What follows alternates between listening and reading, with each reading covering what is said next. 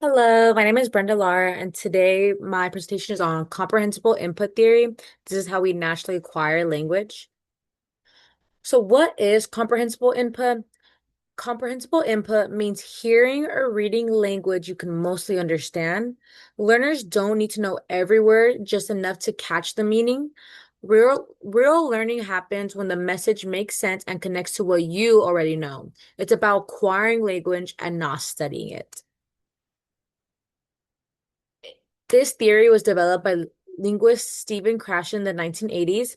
He said that people learn language through meaningful communication. He distinguished acquisition, which is the natural learning through understanding, from learning, which is the formal study of rules. A quote that really stood out to me is, "We acquire language when we understand messages," by Stephen Krashen. The I+1 principle is I is what the learner already knows, and the plus one is one new idea, word, or structure that is slightly challenging. So, this is the best learning happens when input is just a bit beyond the learner's current level, understandable but stretching. Teachers will help by giving visuals, examples, and gestures. So, how to make input comprehensible? Using visuals, gestures, and tone of voice support meaning. So, if we're talking about something happy, we use a tone that we normally use when we're talking about something very happy. If we're talking about something very sad, we will use a tone of voice that is more sad and more worrisome and more down than what we would use for a happy sentence. You repeat key phrases in different ways. You simplify the sentences without dumbing down the content of the sentence, and make sure you build a low stress, a fun, and encouraging environment when teaching, when making input comprehensible. So the role context is the learners understand new language when it appears in a meaningful context. Context helps students make guesses and notice patterns. Repetition and modeling help solidify understanding. For example, if a teacher mimes drinking water while saying beber, students will connect the word to the action naturally. Beber is the Spanish word for drink. So if the teacher mimes drinking water while saying beber, students will connect the word because they're watching the teacher do an action that they already know. So, activity time. Um, have you ever watched a movie or a show in another language but still knew what was happening? This is really a prime example of comprehensible input because if you're watching a show in a different language that's not your native language, by watching the characters' faces, by looking at the scene around the characters, by hearing the way that they delivered the line, you can understand what is going on in the scene, or you can understand what's going on in the movie. So if a character it looks like they're arguing with another character, you can understand that they're not happy-go-lucky friends. They are in a fight even though you're not understanding what the fight is about, you can know that they are fighting about something and they're not having a very happy conversation. So, a quick modeling activity is I will say the sentence and then I will look at the picture to see how I can figure out what the sentence is saying or the phrase. So the phrase is el perro corre, right? El perro corre. And by looking at the picture, I can see there's a dog. So I will assume and guess that this is going to be about a dog. And what I can see is that the dog looks like it's running. So I would assume that this sentence or phrase is about the dog running, which el perro corre is Spanish for the dog runs. A second example is el gato duerme. El gato duerme.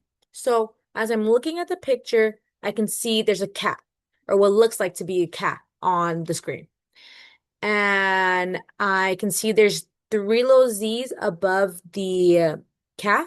And I know in cartoons that I've watched before that the little Z's means it's sleeping. So I'm guessing that this sentence means the cat is sleeping, which el gato duerme in Spanish and English is the cat sleeps.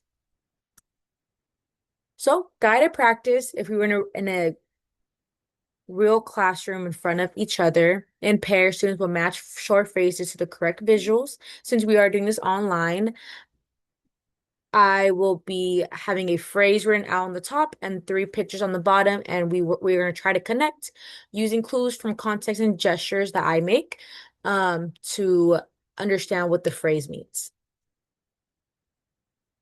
So before I say the phrase, let's look at all three pictures. The first picture looks like a little boy, and the boy seems to be crying. The second picture seems to be a girl eating an apple. And then the third picture is a boy who looks like he fell off a bike. Okay? So now having that in mind, I will be saying the sentence and using gestures, and we're going to try to connect the gestures to what the pictures look like. So, ella come una manzana. Ella come una manzana. So, I am gesturing with my hand, biting into something. So, using that clue, we can look at the three pictures again and see if anything connects back to that. So, the first picture, the boy's crying. Third picture, the boy fell off his bike. The second picture, the little girl's biting into an apple. So, using, I think it means she's eating an apple because the gesture of the teacher is biting into something. So, ella come una manzana is translated to she eats an apple. So, the correct picture that connects to that phrase is the second one. Our second example is,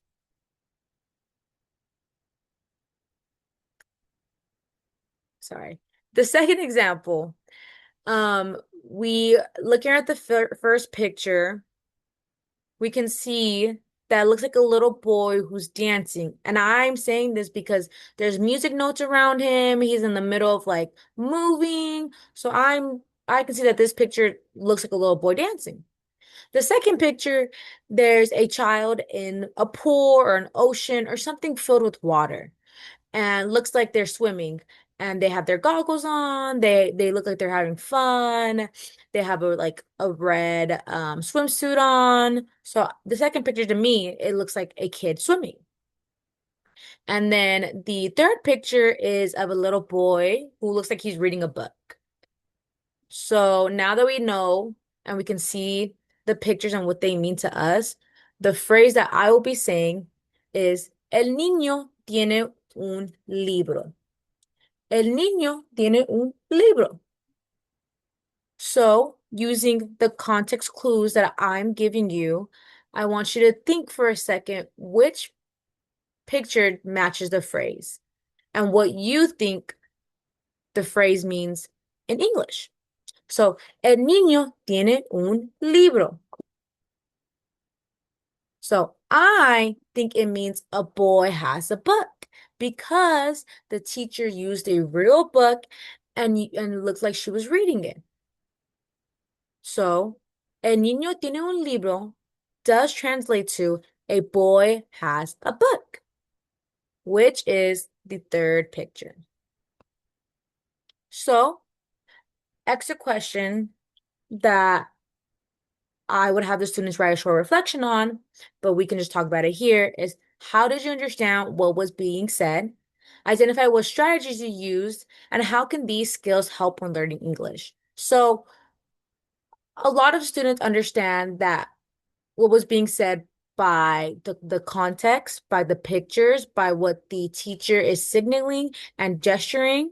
The strategies we use were strategies like using context clues, um, n connecting it back to our prior knowledge of stuff we already do. These skills can help when learning English because even if you don't know what the word is saying or what the person is saying, by looking at them and seeing what they're doing and what they're signaling, you know what is happening and what they're trying to say. So, closure, making connections. Comprehensible input is understanding messages. The I plus one is small and understandable challenges to what you already know.